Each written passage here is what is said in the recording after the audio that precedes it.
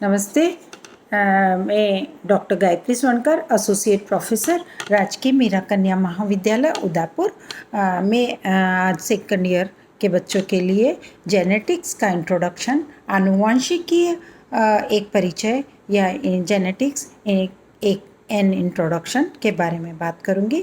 क्योंकि आज first class है तो मैं चाहूँगी कि मैं सबसे पहले जेनेटिक्स क्या है, क्या इसका उपयोग होता है, क्यों हम इसको पढ़ना चाहते हैं।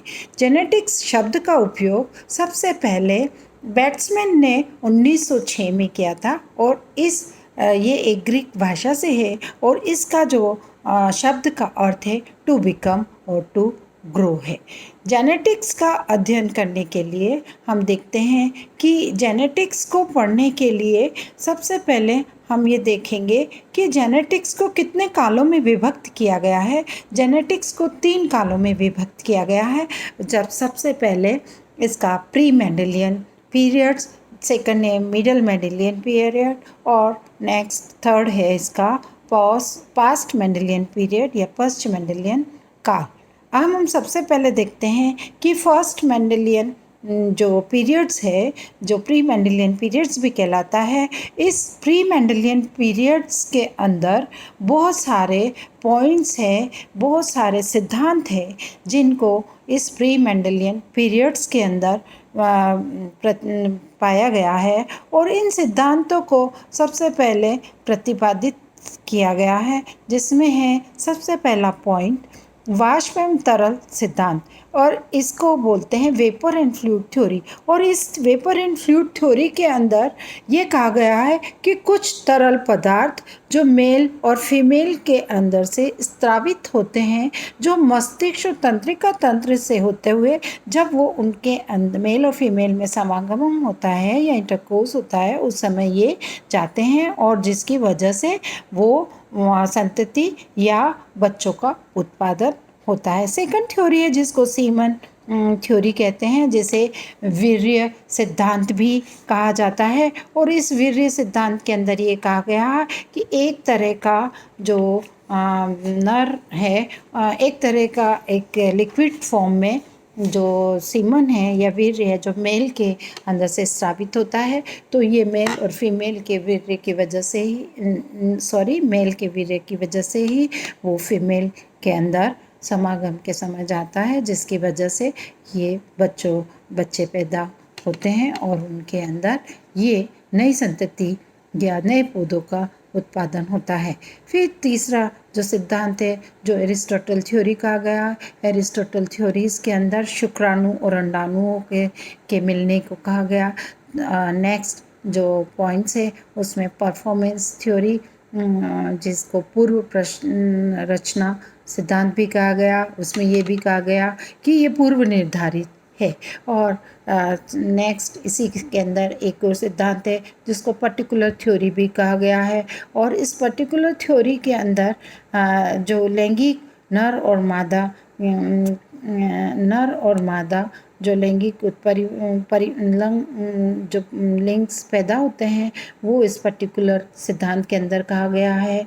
और एक अनुजनन सिद्धांत भी आया है और इस अनुजनन सिद्धांत के अंदर कि नर और मादा के अंदर जो अंग और जो नर और मादा के मिलने से जो बच्चों का या पेड़ जो पौधों का उत्पादन होता है वो उनके बारे में डिस्कस किया गया है। इसी के अंदर एक एपिजेनिक थ्योरी भी कहा गया है इस अनुजनन सिद्धांत के अंदर, जिसमें ये कहा गया कि सरल प्रतिरूप से जो जटिल प्रतिरूप का निर्माण होता है वो इसी के अंदर होता है, जिसे एपिजेनिक थ्योरी भी कहा जा सकता है। एक पेंजोन सिद्धांत भी है, फिर जीन प्लाज्मा थ्योरी भी है। ये विभिन्न थ्योरीज है जो कि प्री मेंडेलियन पीरियड्स के अंदर उनका अध्ययन किया गया है। और फिर उसके बाद इसी अध्ययन के अंदर एक म्यूटेशन थ्योरी भी आई है। उस म्यूटेशन थ्योरी को देने वाले हुगो डी वरीज हैं और इस हुगो डी वरीज जो साइंटिस्ट है जिसने ये बताया है कि किस तरह नई प्रजातियों का जन्म जो जीन्स के अंदर उत्परिवर्तन के कारण होता है, ये सभी प्री मेंडेलियन पीरियड्स के अंदर ही आया है। बताया गया है। फिर आया है middle Mendelian periods. Middle Mendelian periods जिसके अंदर ग्रीगोर जॉन मेंडल्स ने 1866 में दिया। यही वही मेंडल्स है जिनके बारे में हम सबसे ज़्यादा आनुवंशिकी के में पढ़ते हैं। और इस मेंडल ने जो कार्य किया था वो 1866 में किया था। और इन्होंने जंगली मटर के अंदर क्रॉस करवा करके नया जो नियम प्रतिपादित किया था और आनुवंशिकी के नियमों का अनुमोदन किया या हम लोगों को दिया है। और इन आनुवंशिकी के नियम या आनुवंशिकी का जो नए आविष्कार है वो 34 सालों तक ऐसे ही पड़े रहे, उसको कोई महत्व नहीं दिया गया। फिर 1900 के अंदर हुगो डी वरीज और कार्ल्स कोर्नस और ऑस्ट्रेलिया के वॉन शर्मेक्स ने इसको वापस स्वतंत्र रूप से इसका अध्ययन किया और उन्होंने पुनः मेंडल के नियमों का खोजा और उन्होंने इस मेंडल के नियमों को महत्व दिया और संसार के सामने ये लाए। फिर आता है पोस्ट मेंडलियन थ्योरी।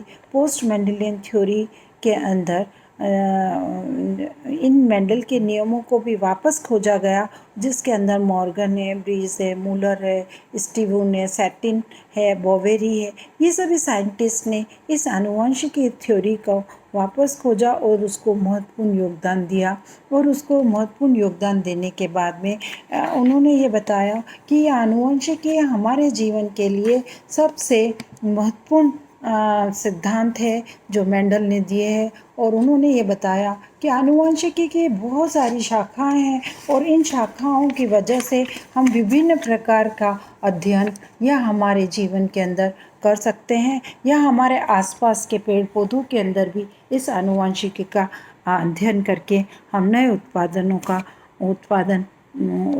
को किया जा सकता है। और जो इन्होंने जो पोस्ट मेंडलियन पीरियड्स के अंदर जेनेटिक्स की विभिन्न शाखाएं दी गई, जिसमें सबसे पहली शाखा है प्लांट जेनेटिक्स, जिसको पादप आनुवंशिकी कहते हैं। सेकंड ब्रांच उसके अंदर है प्राणी आनुवंशिकी, एनिमल जेनेटिक्स, जिसके अंदर कृत्रिम तथा प्रेरित ब्रीडिंग द्वारा प्राणियों के नस्लों को सुधारा जा सकता है।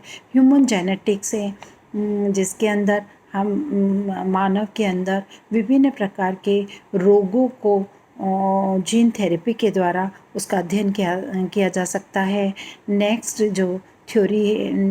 जो ब्रांच है वो माइक्रोबायल जेनेटिक्स है, जिसको सूक्ष्म जैविकी आनुवंशिकी भी कहते हैं।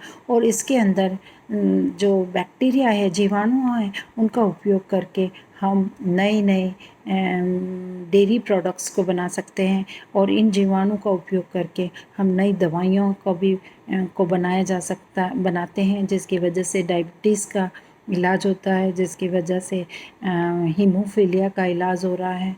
इन दवाओं का माइक्रोबायोलॉजी का उपयोग करके हम नई मेडिसिन्स को भी बनाते हैं।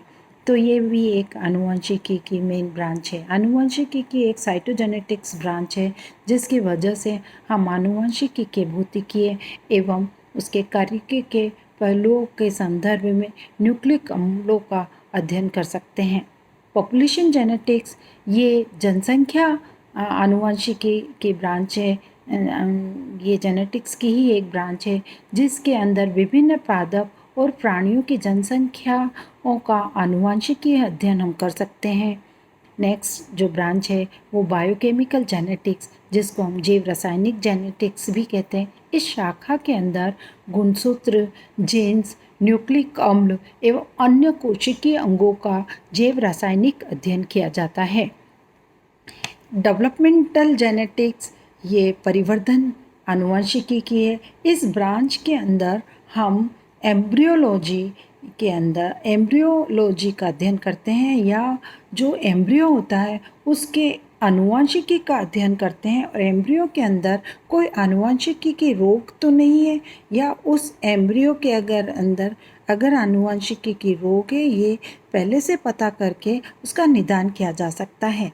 क्लिनिकल जेनेटिक्स क्लिनिकल जेनेटिक्स ये जेनेटिक्स की वो शाखा है जिसके अंदर हीमोफीलिया है, कलर ब्लाइंडनेस है, डायबिटीज़ है। इन चीज़ों के, इन बीमारियों के कारणों का अध्ययन किया जाता है। रेडिएशन जेनेटिक्स ये विकिरण आनुवंशिकी भी कहलाता है। इस ब्रांच के अंदर किरणों के कारण होने वाले प्रेरित उत्परिवर्तनों या म्यूटेशन का अध्ययन किया जाता है। नेक्स्ट ब्रांच है बिहेवियरल जेनेटिक्स, जिसको हम व्यवहारिकी आनुवंशिकी भी कहते हैं। इस शाखा में मानसिक लक्षणों का की आनुवंशिकी का अध्ययन किया जाता है। इकोलॉजिकल जेनेटिक्स, यह इकोलॉजिकल जेनेटिक्स जिसको पारिस्थितिकीय आनुवंशिकी भी कहा जाता है, इसमें पारिस्थितिकी कारकों का अध्ययन किया जाता है। नेक्स्ट है टैक्सोनॉमिकल जेनेटिक्स। टैक्सोनॉमिकल जेनेटिक्स के अंदर सजीवों के गुणसूत्रों या संबंध अथवा इंटरब्रीडिंग संबंधों का अध्ययन किया जाता है। इवोल्यूशनरी जेनेटिक्स जिसे हम उदिका विकास आनुवंशिकी भी कहते हैं, और इस उदिका विकास जेनेटिक्स के अंदर हम उदिका विकास के आनुवंशिकी का अध्ययन करते हैं। यूजेनिक्स विभिन्न प्रकार, ये भी जेनेटिक्स की एक ब्रांच है जिसके अंदर हम इस शाखा के अंदर हम नस्ल सुधार आनुवंशिकी के नियमों का अध्ययन करते हैं, और इसी के अंदर हम नए जो न्यूली मैरिड कपल इनको उनके अंदर पारिवारिक या उनके पारिवारिक हिस्ट्री का पता करके, उनके जीन्स, उनके रक्त समूह को लेकर के उनके अंदर कोई ऐसी बीमारियों के लक्षण तो नहीं है, उनको हम शादी के पहले ही उनको आपस में जीन्स का पता या उनके केस हिस्ट्री का पता करके उनको ये कहेंगे कि आप पहले अपने क्रोमोसोम्स या जीन्स या अपनी अपने रक्त समूह दे करके आप अपने कोई ऐसी जिसको हम कहते हैं जेनेटिक बीमारी तो नहीं है उसका पहले पता कर लीजिए, उसका इलाज करवाइए, उसके बाद आप शादी करिए। यानी नस्लों को सुधारने के लिए हम इस आनुवंशिकी का उपयोग करते हैं, जिसे यूजेनिक्स भी कहते हैं। हम जेनेटिक्स का उपयोग मानव कल्याण के लिए भी करते हैं, अतः जिसको हम आनुवंशिकी और मानव कल्याण भी कहते हैं। और आनुवंशिकी का जो मानव कल्याण के लिए उपयोग करते हैं, उसमें सबसे पहला पॉइंट हम लेते हैं जेनेटिक्स एंड ब्रीडिंग, जिसको हम आनुवंशिकी ब्रीडिंग भी कहते हैं, आनुवंशिकी एवं ब्रीडिंग भी कहते हैं। इसमें हम विभिन्न प्रकार के पौधों की जो नस्लें हैं उनको सुधारते हैं, जैसे कि बिना बीज वाले फलों का उत्पादन करना और ऐसे एनिमल्स का प्रोडक्शन करना जिनको खाने के लिए मानव जाति उपयोग करती है, जिनका सबसे ज़्यादा मांस का प्रोडक्शन हो पाए और जिनमें जैसे दूध का सबसे ज़्यादा प्रोडक्शन हो पाए, ऐसी ब्रीडिंग वाली नस्लों का ज़्यादा से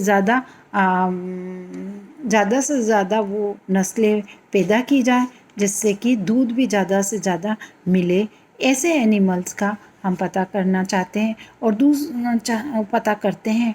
दूसरा पॉइंट है आनुवंशिकी एवं औषधि, जिसको जेनेटिक्स एंड मेडिसिन भी कहते हैं। हम औषधीय क्षेत्रों के अंदर देखते हैं कि इसका सबसे बड़ा महत्वपूर्ण उपयोग किया जा रहा है और योगदान भी है।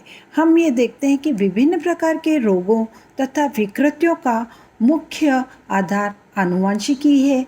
विभिन्न रोग जैसे कि हीमोफीलिया है, डायबिटीज़ है, रतौंधी रोग है, कैंसर है आदि जो